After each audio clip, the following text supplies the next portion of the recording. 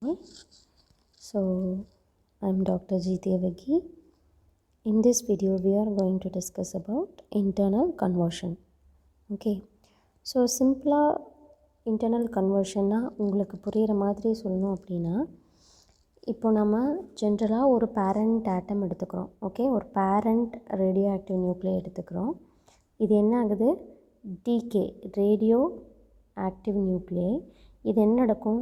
It will undergo decay process, right? So we will get daughter nuclei. நம்மளுக்கு இந்த daughter nuclei ஸ்டேபிளாக இருந்தால் the reactions will be stop here. However, if the daughter nuclei is not stable, means இந்த daughter nucleiயும் radio ஆக்டிவாக இருந்ததுன்னா again it will undergo decay. இதுதான் நம்ம பார்த்துட்டு வரோம் இல்லையா? ஸோ ஒரு ரேடியோ ஆக்டிவ் நியூக்ளியாக இருக்குது அப்படின்னா நான் ஏற்கனவே சொல்லியிருக்கேன். இட் மீன்ஸ் இது எப்படி இருக்குன்னா இது ஒரு எக்ஸைட்டட் ஸ்டேட்டில் இருக்குது. ஓகேவா? ஸோ எக்ஸைட்டட் ஸ்டேட்டில் இருக்கிற ரேடியோ ஆக்டிவ் நியூக்ளியா என்னாகும்?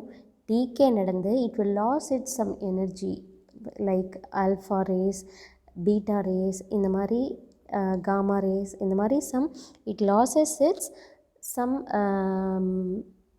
rays, it loses its some nuclei or electron and it will come to the ground state. ஓகேவா? ஸோ இன்டர்னல் கன்வர்ஷன்னா என்ன அப்படின்னா ஒரு ஆட்டம் இருக்குது, it consist of a nucleus. So இதில் இருந்து ஒரு electron, okay, which is very close to the nucleus like S state. இப்போ KLMN ஷெல் இருக்குன்னா கே ஷெல்லோட எஸ் ஆர்பிட்டாலிருந்து ஒரு எலக்ட்ரான் ரிமூவ் ஆகுது. Okay, it emits, okay, the decay energy emits this S electron, okay, and it will come to the ground state. Okay, இப்படி ஒரு electron ஒரு ஆர்பிட்டாலிருந்து என்ன ஆகுது? எமிட் ஆகி it comes to the ground state. Okay, so அப்போ there will be a hole here. இந்த hole எதை வச்சு ஃபில் ஆகும்? வெளியே இருக்கிற எலக்ட்ரான் இதை ஆக்குபை பண்ணிக்கும். அகைன் இங்கே ஒரு ஹோல் க்ரியேட் ஆகும். இந்த ஹோல் அடுத்த ஆர்பிட்டாலிருந்து உங்களுக்கு ஃபில் ஆகிடும். ஸோ இது ஒரு சீரீஸாக நடக்கும். ஓகேவா? ஸோ ஒரு இன்டர்னல் கன்வர்ஷன்னா என்னென்னா ஒரு ஆர்பிட்டாலில் இருக்கிற எலக்ட்ரான் எமிட் ஆகி நம்மளுக்கு கிடைக்கக்கூடியதான் internal conversion. So internal conversion எப்போல்லாம் நடக்கும்னா whenever the gamma emission, okay, இது எப்படி சொல்லணும்? whenever the gamma emission எப்பெல்லாம் பாசிபிளோ அப்போல்லாம் நம்மளுக்கு என்ன இன்டர்னல் கன்வர்ஷன் நடக்கும். பட் ஏன் காமா எமிஷன் நடக்காமல் இன்டர்னல் கன்வர்ஷன் நடக்குதுன்னா அந்த டிகே ஆகக்கூடிய எனர்ஜி அந்த நியூக்ளியஸ்க்கு ரொம்ப கம்மியாக இருக்குது. Decay energy is low for gamma emission அப்படின்னா definitely that nucleus will undergo internal conversion. சிம்பிளாக ஐசின்னு சொல்லலாம். ஓகே, ஸோ எப்படி சொல்லணும்னா internal conversion is an alternative form of gamma emission சொல்லலாம். ஓகே, ஸோ இன்னொன்று, இப்போ இந்த internal conversion நடக்கிறனால there will be no change in atomic number or mass number. அதாவது ஒரு எலிமெண்ட்லேருந்து இன்னொரு எலிமெண்ட், நியூ எலிமெண்ட் நம்மளுக்கு கிடைக்காது. there is just an internal conversion. There will be no transmutation from one element to another. Okay, and another important point, so இந்த internal கன்வர்ஷனில் KLMN shell எதுவாக இருந்தாலும் நியூக்ளியஸ்க்கு ரொம்ப பக்கத்தில் இருக்கிறது கே ஷெல்லோட s state. So this is 1sன்னு சொல்லலாம், திஸ் இஸ் 2s. ஸோ இதுலேயே 2p எல்லாம் இருக்குது, right? So 3s 4s. So compare to all this 1s is it has a nuclear penetrating character is more for this 1s orbital, right? So this 1s orbital has more binding energy compared to 2s, 3s, 4s. So internal conversion இந்த 2s, 3s and 4sலையும் நடக்கும். எப்போ அப்படின்னா இந்த decay energy வந்து ரொம்ப கம்மியாக இருக்குது அப்படின்னா அது வந்து 1s எலக்ட்ரானை ரிமூவ் பண்ண முடியல அப்படின்னா then it will go for 2s 3s and 4s. Otherwise, in most of the cases, s orbital electron will be involved in internal conversion. In very rare cases, in most of the studies revealed that very rarely p orbital electrons involved in internal conversion. However, 2s, 3s and 4s orbital electrons are involved in internal conversion. If 1s is not possible, means the energy is not sufficient to remove the electron from 1s electron அப்படினா 2s, 3s and 4s electronல internal conversion நடக்கும். Okay, so ஒரு internal conversion நடக்குதுன்னா there will be a hole, that hole will be filled by the electron with neighbor orbitals. Okay, so this is the case. So உங்களுக்கு சிம்பிளா புரிஞ்சிருக்கும் internal conversionனா என்ன, just removal of electron from the excited state of the nucleus of only in the orbital, not from the nucleus. Orbital இருக்கிற electron வந்து emit ஆகி it will coming to the ground state. Okay, so it is a radioactive process wherein an excited nucleus interacts electromagnetically with one of the orbital electrons of the atom.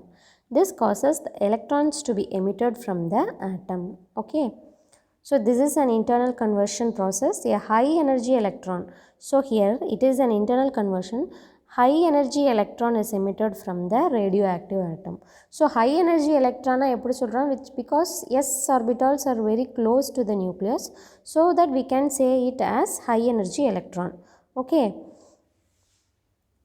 and internal conversion is possible. What I told, எப்பெல்லாம் gamma decay possible அப்போ வந்து internal conversion possible. But except the cases if the atom is fully ionized, then internal conversion is not possible. Okay,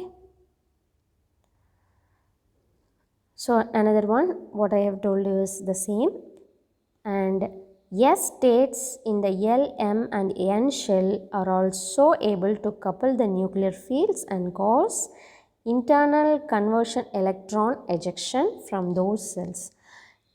K ஷெல்ல எப்படி s electron வந்து internal கன்வர்ஷனில் involve ஆகும்னு சொல்கிறோமோ அதே மாதிரி L, M, N ஷெல்லோட s state electrons can involve in the internal conversion. However, p orbitals or d orbitals are not involved. Okay, and இப்போ ஆட்டமோட binding energy இருக்கு இல்லையா, இப்போ நியூக்ளியஸை பொறுத்த வரைக்கும் very close to the nucleus s states have a more binding energy. If amount of energy, இப்போ decay energy வந்து binding எனர்ஜியை விட அதிகமாக இருக்குது அப்படின்னா that energy is applied to that electron to remove it from that orbital. Okay, so நான் சொன்னதே தான், there is a few radionucleus in which decay energy is not sufficient. 1s எலக்ட்ரானில் இருக்கிற எலக்ட்ரானை ரிமூவ் பண்ணுறதுக்கு decay எனர்ஜி பத்தலைன்னா then it will go for L, M, N ஏதாவது ஒரு செல் இருக்க s எலக்ட்ரானை ரிமூவ் பண்ணுறதுக்கு அடுத்த ஸ்டெப் நடக்கும் if the energy is not possible to remove the 1s electron. Okay, so the next one is, I have told it already, internal conversionல atomic number does not change. atomic numberல எந்த சேஞ்சஸும் நடக்காது. So ஒரு எலிமெண்ட்லேருந்து இன்னொரு element conversion கிடையாது. So that is an internal conversion. Our gamma rays, alpha ரேஸ்னால் atomic number is reduced by 2, mass number is reduced by 4. internal conversion it's a removal of an electron அப்படிங்கிறனால so அந்த இடத்துல வந்து gamma ரேஸ்க்கும் internal கன்வர்ஷனுக்கும் difference இருக்குது. Okay, so there will be no transmutation from one element to another element in the internal conversion. Okay, so since see, I have told you, since an electron is lost from an atom, a hole appears in an electron shell which is subsequently filled by other electrons descend to that empty lower energy level and in the process X-ray are emitted. So ஒரு hole உங்களுக்கு அந்த இடத்துல fill ஆகும். அந்த hole வந்து again subsequent ஆர்பிட்டால்ஸ்லேருந்து that hole will be filled by other means that hole will be filled by neighbor orbital electrons. So in that process also X-rays will be emitted அப்படின்னு சொல்கிறாங்க. Okay. So S state I have told you. In one S state these two electrons have the highest probability of being within the nucleus. Okay. So இதை நான் உங்களுக்கு ஏற்கனவே explain பண்ணதான். Usually see what the S electrons have an higher nuclear penetration compared to other cells. Okay.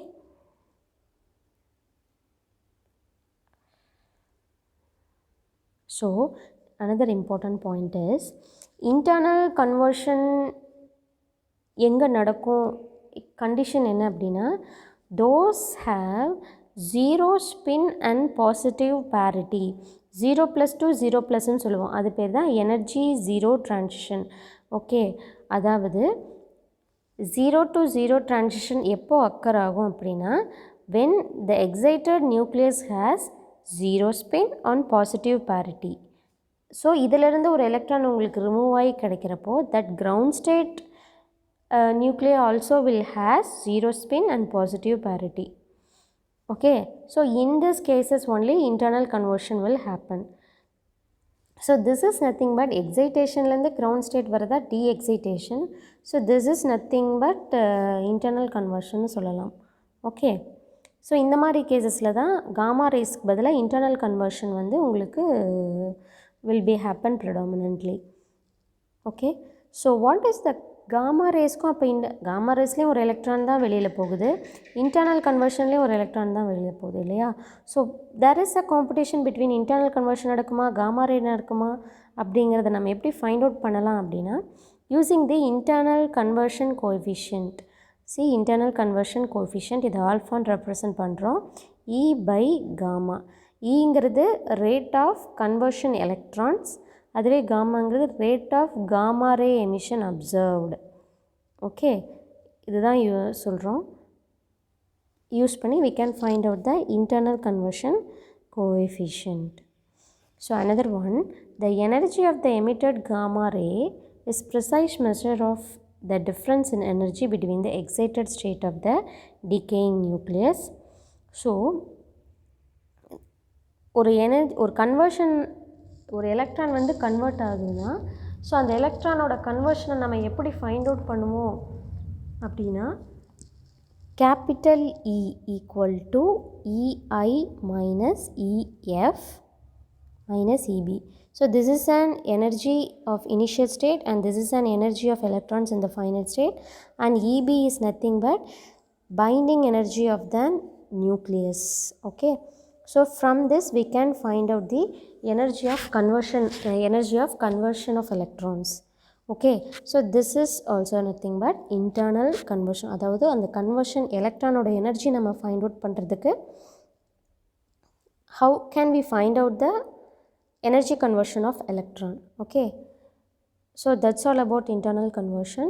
So if you like this video, உங்களுக்கு internal conversion என்னன்னு புரிஞ்சுதுன்னா please like, share and subscribe to my channel. Thank you all.